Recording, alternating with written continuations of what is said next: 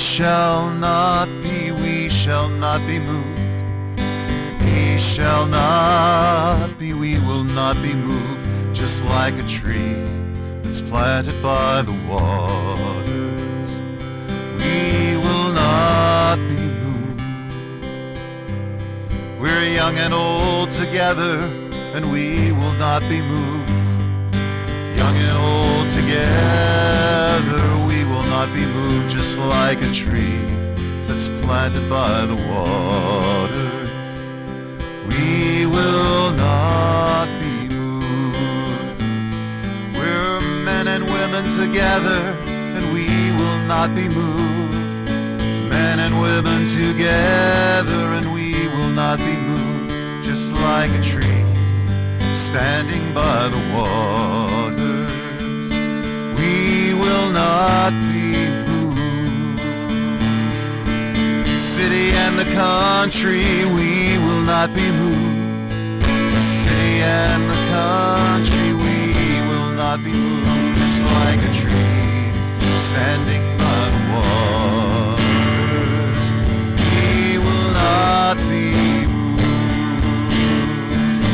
Black and white together, we will not be moved. Black and white together, we will not be moved, just like a tree that's planted by the waters. We will not be moved, just like a tree planted by the waters. We will not be moved. New day. This is a new day, full of sound and light and expectation. This day has been waiting. For who? This day has been waiting. For who? This day has been waiting especially for all of us. This is the day we have been given. Let's not waste it. Come now and let us worship together. What a beautiful, beautiful day. Gosh. Bright and sunny in one of the best cities in the world, Youngstown, Ohio. Wonderful, wonderful, wonderful, wonderful. Welcome, everyone. Welcome, everyone, here in this beautiful sanctuary that has been here for nearly a century, built in 1925. Welcome, everyone online joining us from our locales here in Mahoney and Trumbull County and across the region in Columbiana, Pennsylvania, California, Washington, my home state of Oregon. Join us if you haven't already. New York City, beyond. Wonderful. Wonderful to be with you all. So we have so many cool events happening. This is going to be a really cool event. I'm really looking forward to talking about Fannie Lou Hamer, someone that I'm sure you've heard of or seen before. I know some people really are familiar. Some people maybe have seen a picture. And so I'm really looking forward to celebrating the legacy of Fannie Lou Hamer with all of you and share with you about who she is and what she means to me, and I think what she means for this country and this world. So I'm looking forward to that. But this coming Tuesday, we're going to continue with our discussion of divinity in a brewery. It was great fun. We talked about the Gospel of Thomas. Ryan Striefler actually facilitated that conversation. He's a member and English professor at Slippery Rock University. And we're going to continue this Tuesday at 7 p.m. at Birdfish Brewery. And we're going to be talking about the Gospel of Mary. Gospel of Mary Magdalene. I think that's going to be really fun. And so join us if you want to, if you feel moved. It'll be at Birdfish Brewery Tuesday, 7 p.m. And it's in a cavernous open space, and so we were able to have a table all to ourselves, and it was great fun. And then also February 26th on Saturday, on Zoom. It's a completely virtual event. So you can find our Zoom link on our website, UUYO.org. If you're online right now, it's the same Zoom link. We're going to be talking about Thich Nhat Hanh, and particularly Thich Nhat Hanh and his teachings on what it means to be socially engaged. So this is meant for Buddhists and non-Buddhists alike, for anyone who wants to engage their community in a way that's healing, in a way that is meaningful, in a way that's compassionate.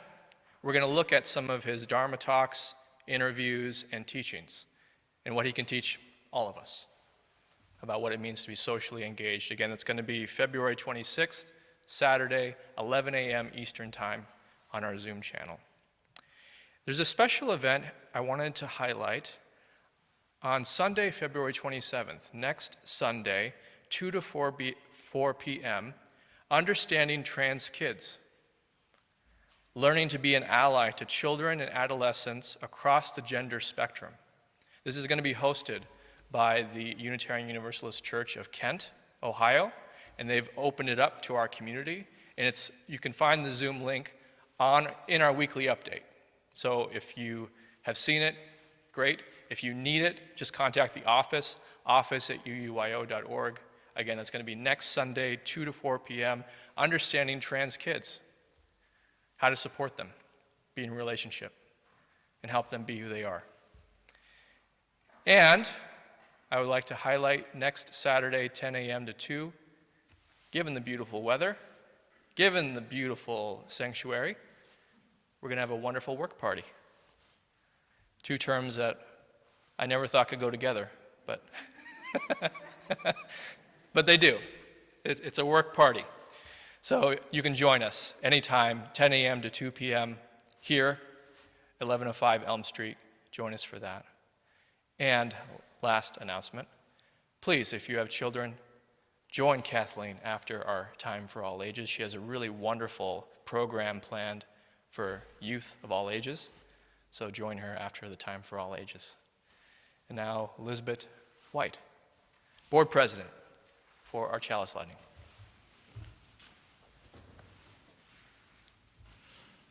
Good morning, everyone. Today's chalice lighting comes from a quote by Fannie Lou Hamer: "Never to forget where we came from, and always to praise the bridges that carried us over." We light this chalice to never forget where we came from, never forgetting those who struggled tirelessly for our rights and dignity, and for the lives who show us bridges, the bridges that carry us over from fear to hope, from despair to liberating vision.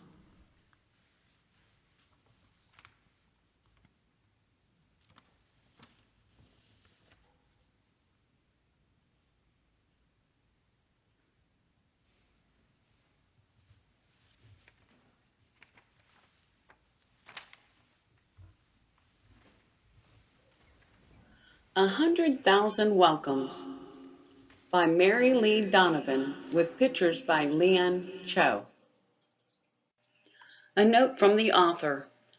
I am not a marcher. I am not a rallier.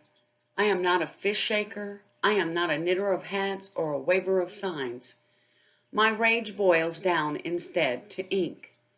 This particular river of ink is my love song to our shared humanity, and it is my protest against intolerance, injustice, and inhumanity.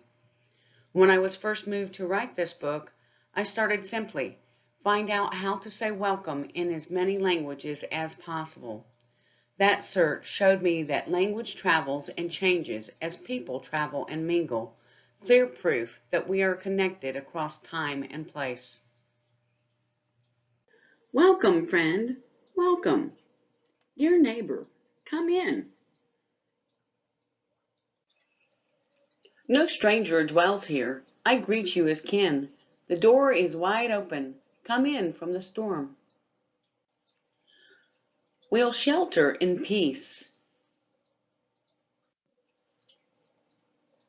Break bread where it's warm. Hellos and how are yous, ancient and young? I bow to your spirit.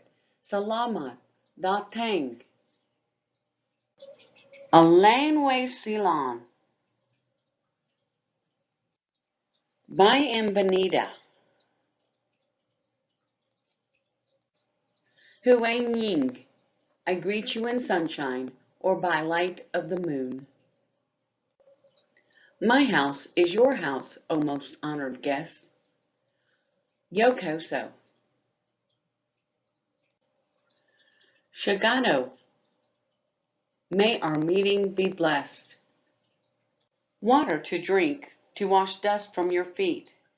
Bread and salt, honey, our fellowship feast. Tell me your stories, sing me your songs. Life has more flavor since you came along. Willkommen.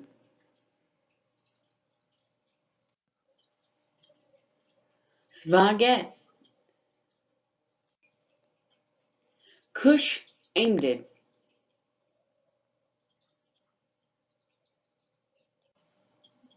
Amen is here where the lanterns are lit. Tanyan Yahipi. Salehim Beryim. Ked Mela Fulcha. In any language, welcome without end. This blessing I give. May you never know hunger. May peace fill your nights. May your children's children grow strong in the light. May the road rise to meet you and walls fall away. 100,000 welcomes. I sing, I sign, I pray.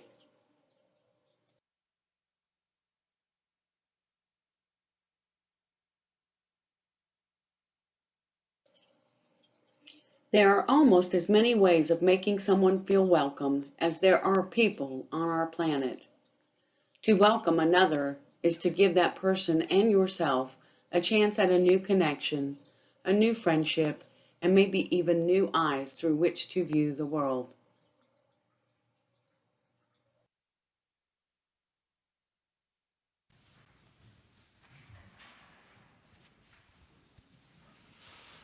Please join me in reading the covenant of this congregation, which you'll find in your order of worship.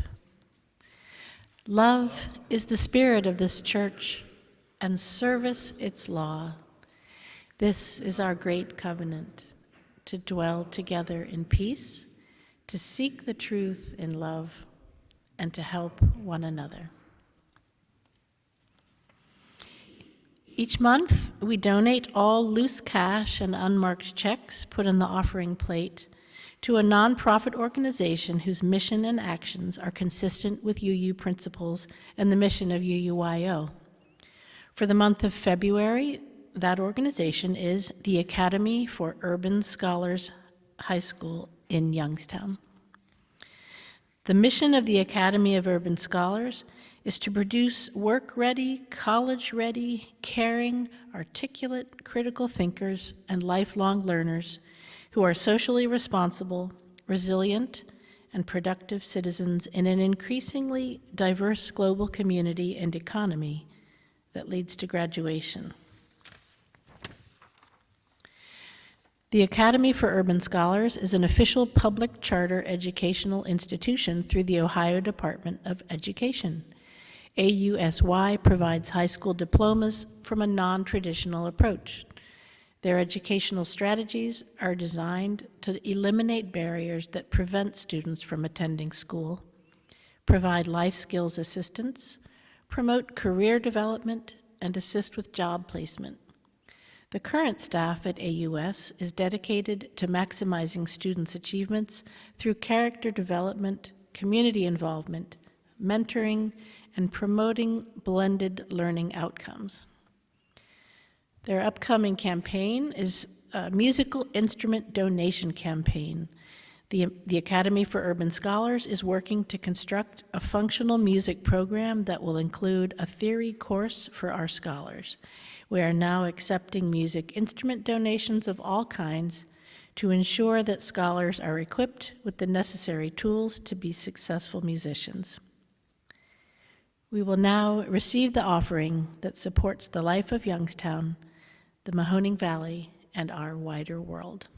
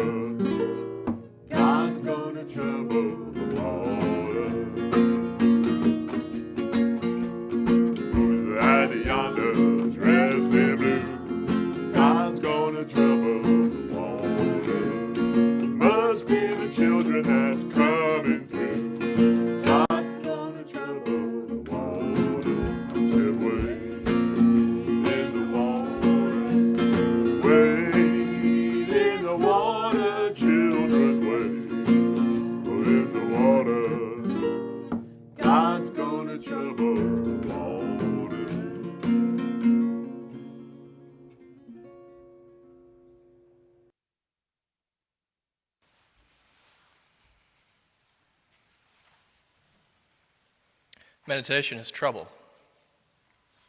I don't know if you've ever heard that before. Peace, wholeness, feeling your own power in your own body. It's trouble. Let's feel that together.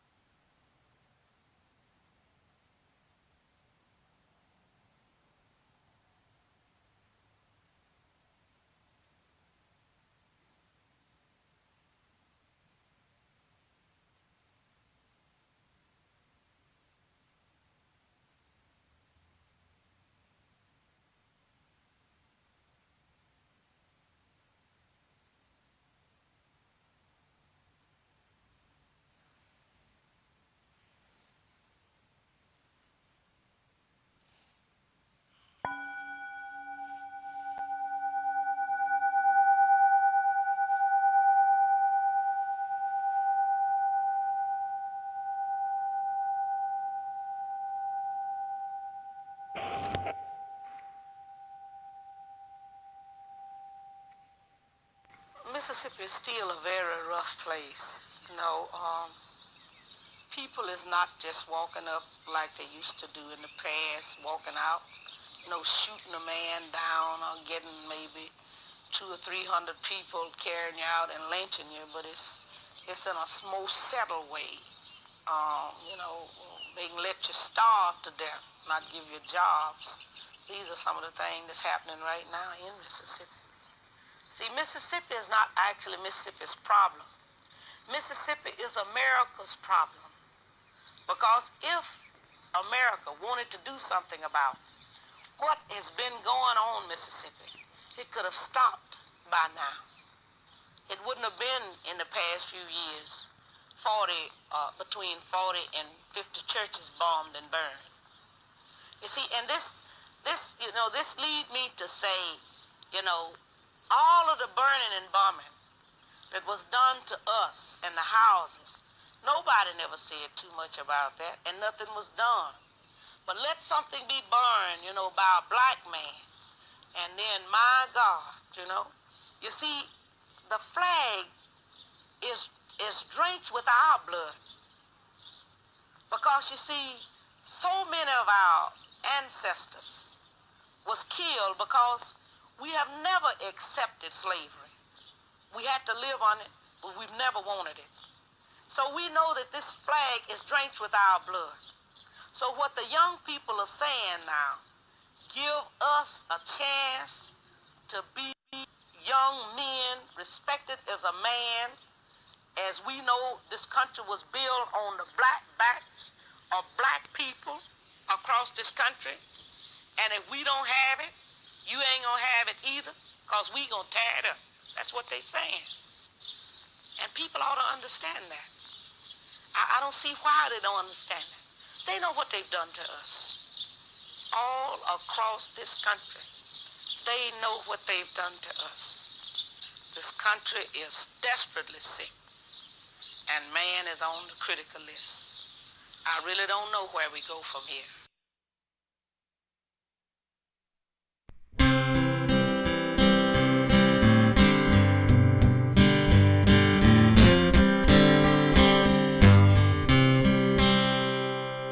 Forward through the ages in unbroken line, move the faithful spirits at the call divine. Gifts in differing measure, hearts of one accord, manifold the service, one the sure reward. Forward through the ages in unbroken line, move the faithful spirits at the call divine. Wider grows the vision, realm of love and light. For it we must labor until our faith is sight. Prophets have proclaimed it, and martyrs testified. Poets sung its glory, and heroes for it died. Forward through the ages in unbroken line, the faithful spirits at the call divine. Not alone we conquer, not alone we fall. In each loss or triumph, lose or triumph, all bound by God's far purpose, in one living whole, move we on together toward the shining goal.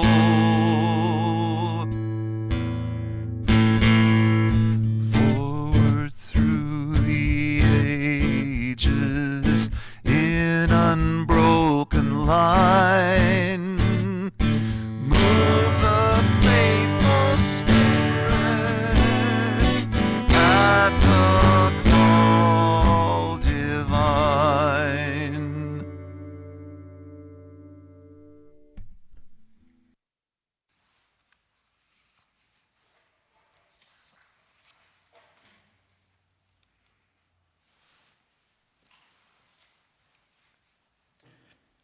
You can pray until you faint.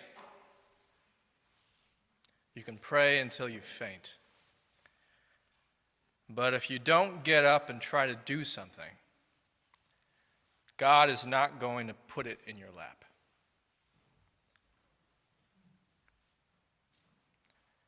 Fannie Lou Hamer spoke these words to a group of activists in Mississippi who were willing to put their lives on the line. On the line for voting. Ms. Hamer was a person of deep faith who believed God was with her and all people who sought to correct injustice and bring about equality, equal access to the promises and guarantees she learned about. Born in Mississippi, working as a sharecropper, someone who didn't own the land but had to give a portion of the crops in order to cover the rent for the land. She learned she had the right to vote as a woman in her 40s at a church meeting. The first time she had ever learned or heard that she was given that right. I've spoken with a number of people in their 40s and older. And when presented with new information, I've heard so many people say, "Oh boy, if I was younger, I would make use of that information." Ms. Hamer didn't do that. She did something incredibly rare, something incredible for a human being. Once she learned a piece of new information, something that mattered to her, something that held the potential for liberation for her and her community, she risked everything she had done up to that point in order to realize it. She risked everything she had, including her own life, to help herself and others realize basic access to health and self-determination, including the right to vote. And she was a threat. She was trouble. She was a threat to the power structure of America. Ms. Hamer became world famous when she was called to testify at the Democratic National Convention in 1964. She and the Mississippi Democratic Freedom Party arrived at the convention unannounced and demanded the delegate seats for Mississippi. Why? Because blacks in Mississippi has systematically been denied the vote. So these delegates were not fairly voted in. So they demanded, give us those seats. Other civil rights leaders were there at the convention, including Martin Luther King Jr., who testified. But something happened during Fannie Lou Hamer's testimony that was surprising. Something that had never been done before during a national convention. And it showed how much political power she indeed had. When she was called to testify, she didn't begin with legal jargon. She didn't begin by quoting the Bible. She didn't enlist any of the known tools of either the politician or the preacher. She did something that was far more powerful, effective, and threatening. She shared her life story, and she shared her personal experience of trying to vote. She shared what her life as a sharecropper was like. She recounted her direct experience of police brutality.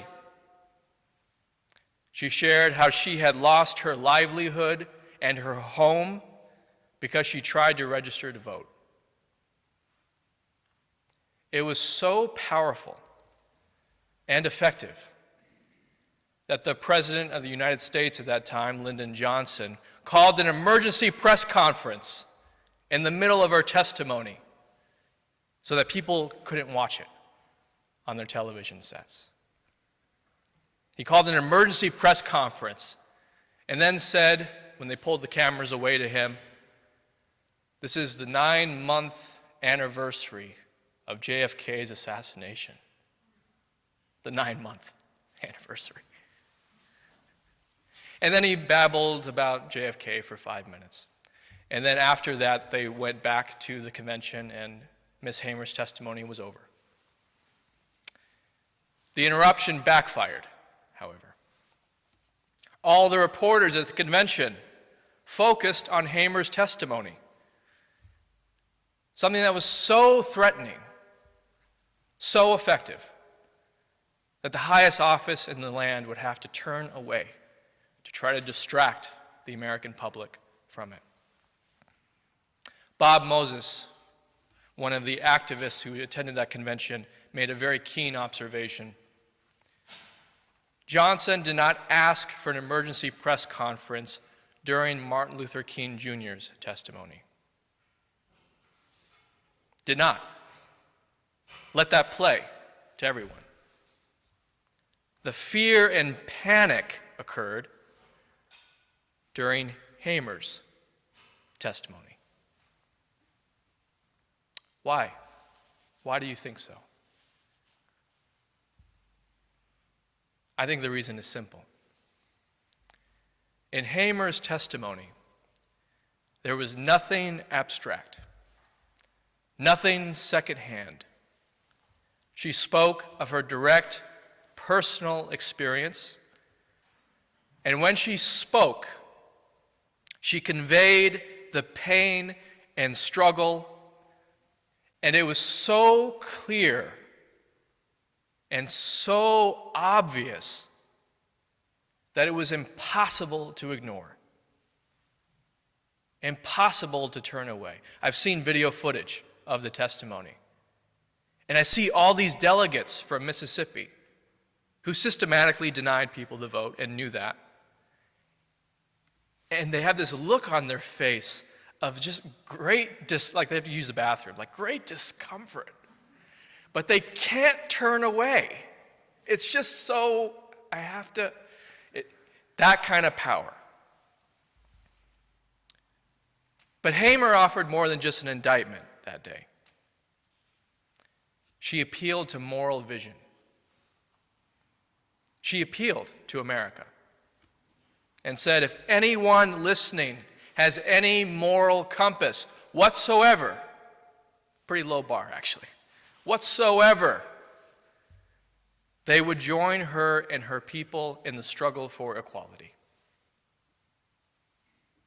I lift up Miss Hamer this morning because she knew her power. And she used that power to benefit all of us, especially those denied basic access to making decisions about their own life. She made that clear again and again and again throughout her life. It was not just about voting rights. The prevention of access to voting was a symptom of a much deeper problem in America. The deeper problem, the problem that we saw pained her, was the way that our country on many different fronts seeks to discourage, distract, and deny certain groups of people of the right to chart their own life and make a life for themselves. In the interview that we saw, Ms. Hamer is clear that there are so many tactics used: denying access to food, basic; denying access to adequate housing, basic; denying access to quality education, basic; denying access to equal protection under the law. And Ms. Hamer showed through example, all of us, that helping people gain access, helping people gain the ability to exercise their rights as a human being, to chart their own destiny, to make decisions about things that affect their life through voting, through business that supports their community, rather than takes from their community and sends the money elsewhere. That is worth putting yourself on the line for. Many of you know that many of the protections under the Voting Rights Act have been removed or nullified in the last 15 years. I know this is not new information to most of you. And I'm sure you've witnessed, either personally or on the news, voter intimidation and many tactics, especially in Ohio, to try to prevent groups of people, African Americans, not just African Americans, working class people, from making pivotal decisions about their community. Many of the problems that Ms. Hamer discusses in the interview, which is 1968, are the same problems we still see today in Youngstown and in this country. Predatory lenders, failing school systems, lack of affordable and healthy food. Ms. Hamer understood that these problems, if left unaddressed, or if not engaged with adequately, would lead to rage, lead to destruction, lead to depression, lead to hopelessness. But she also lived a solution to these problems. Her life didn't solve all the problems that exist to this day, but she did show by example what it means to live a life that is engaged in struggle, engaged in a vision of health and prosperity for all of us. Prosperity of me, prosperity of you, prosperity for our entire community. I think this is a realization that I see taking hold and enlightening some people, that you can't be healthy, really, truly healthy, if your community is unhealthy.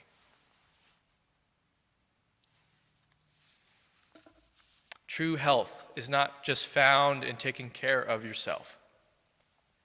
It's part of it. It's very important.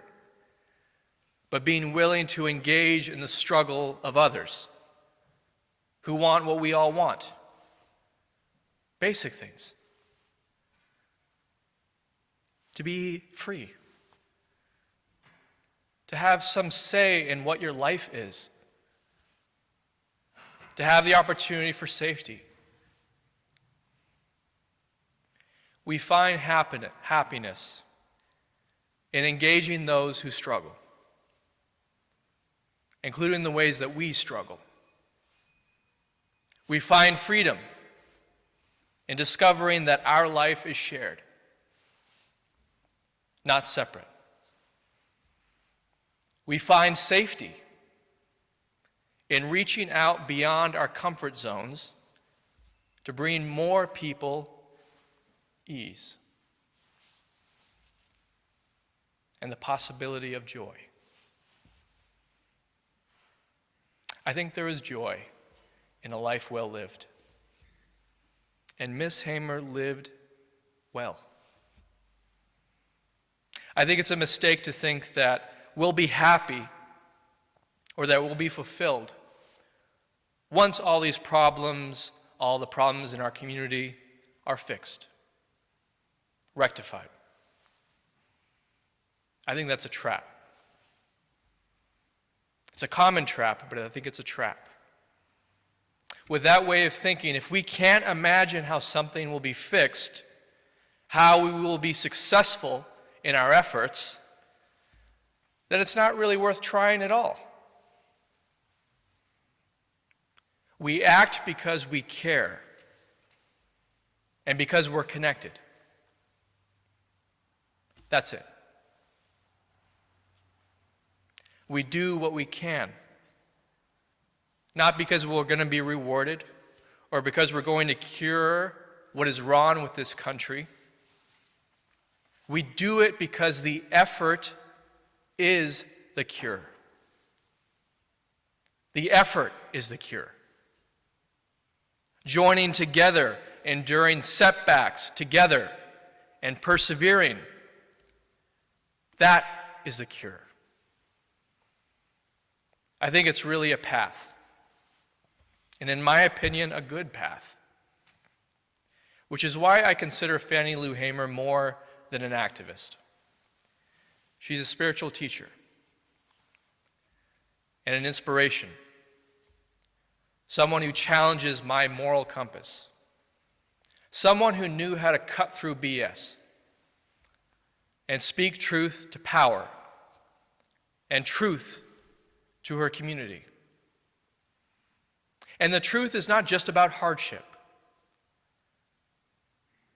It's about hope. And we saw in the interview that occurred, she didn't think she had all the answers. And you could tell she was pained by what she saw happening in her community. The rage and suffering and exploitation. The hope for me was found in her willingness to stay engaged, to do what she could, even if she didn't have the answers. She embodied a kind of practical faith that answers or responses can come only if you stay engaged. But if you wait for answers first, before you decide whether you're going to engage, before you decide whether you're not going to, meet those people in your community, or if it's going to be a waste of your time, you're probably going to wait your entire lifetime. Again, this awareness is just beginning to dawn on some people. It's not about helping certain groups of people. It's about helping ourselves. It's about helping us. It's helping all of us. Because we're all connected. If one part of the body is sick, the whole body is sick. So we tend to it. Not because we're experts, but because we care for our body politic, our world. If I slice my hand, I try to find a way to stop the bleeding. Even though I'm not a medical doctor, I do my best. I try to clean it. I look for a rag. Maybe I would use this. I learned this from a spiritual teacher. Many of us fall into the trap of waiting for an expert. We wait on someone in our mind who we think has more experience, someone who really knows something, or someone who has lived through the exact same experience. Of course, that's all helpful. But to wait and do nothing until those people arrive, it's not so wise. We can all do something. We all have a position. We all have a position in this community. And from that position, yeah, we can't do everything. But we can do something. And when I say position, I mean everything that we are. It's not just our work. It's our social location, our history, our access to money, our lived experience. All of this is our position. And each of us has something to offer. And I truly mean every single one of us. Fannie Lou Hamer understood her position. That was her power. She took her place as a member of our community for the benefit of all of us. Her voice, her direct experience, her faith, and her actions based on that faith, her engagement, literally gave life to others. Literally. I've had people ask me in the past if I believe in resurrection. And I always answer, absolutely. Absolutely. Fannie Lou Hamer is one of the reasons why. She looked at people and she saw them.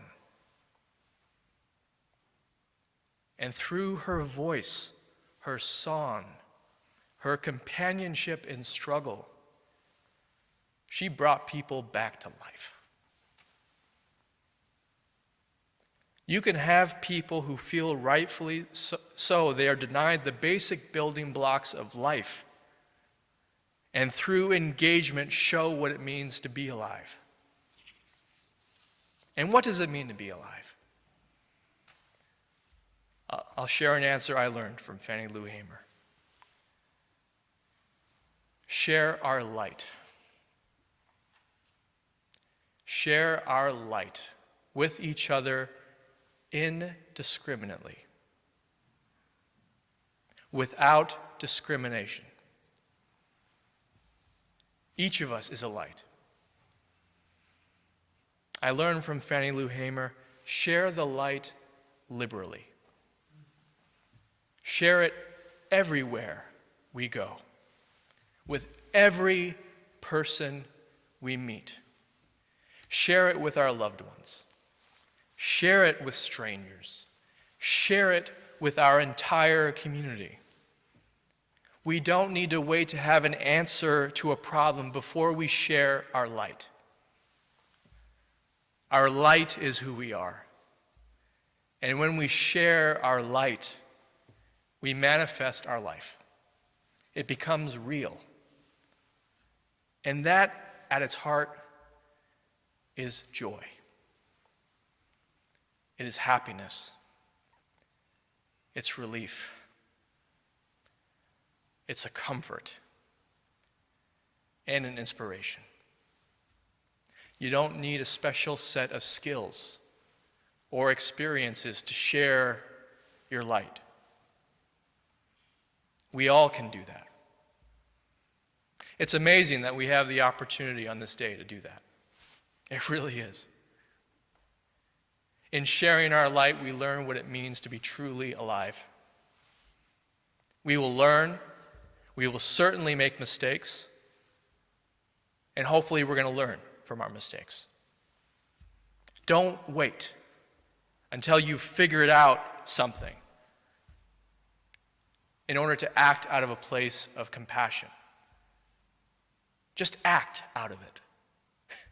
Don't wait. Seek to do less harm. Do good. Do good for others. Our light and the light of others will guide us, teaching us, showing us what it means to be truly alive. Please pray with me. Spirit of love, we are grateful for the legacy of Fannie Lou Hamer. Grateful for her truthfulness, her integrity,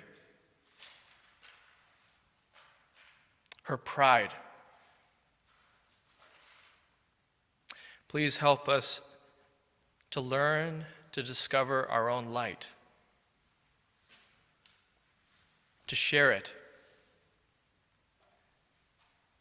to discover who we are through the sharing of our light. All this we pray. Amen.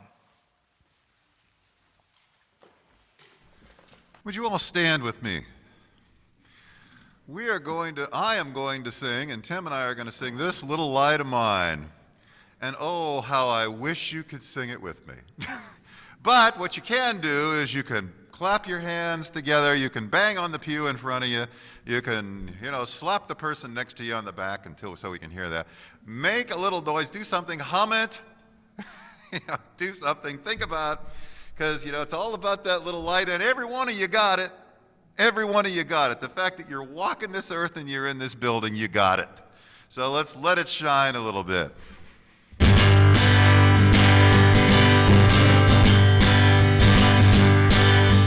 This little light of mine, I'm gonna let it shine.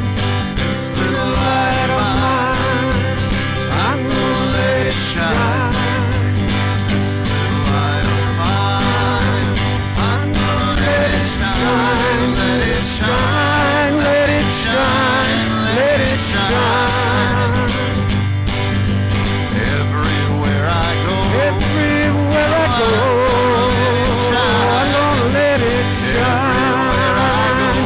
Everywhere I go, I'm gonna let it shine.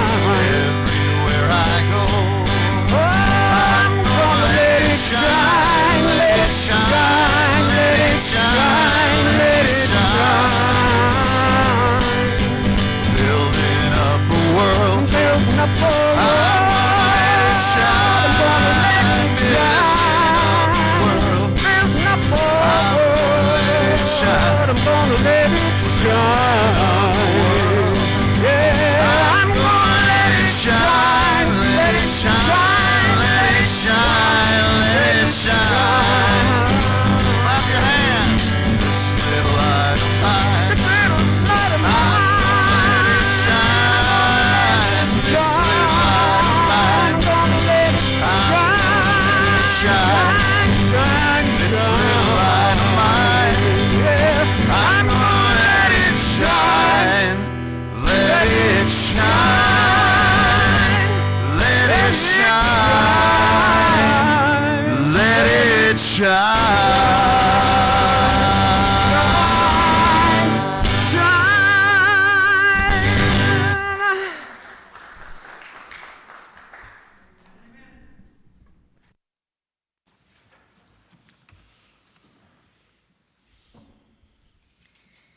We extinguish this chalice, but not the light of truth, the warmth of community, or the fire of commitment. These we keep in our hearts and share with all the world. As you depart, please remember the one great fact: you are loved and never truly alone.